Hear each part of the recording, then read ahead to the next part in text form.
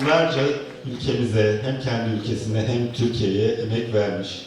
Önce Sivas'ta, sonra Karabük'te çok uzun yıllardır katkı yapan, çıktılar üreten ki en büyük çıktıları, en önemli çıktıları buradaki gibi güzel gençler, güzel hocalar yetiştirmiş bir hocamız. Teşekkür ediyorum başta hocama, ardından değerli hocalarıma, Abdülkadir hocama, Gülcan hocama, Elif hocama, Sakavet hocama ve bu kıymetli gençlere, bu güzel gençlere kulaklarımızın pasını sildiler her zamanki gibi. Hepinize saygılar sunuyorum.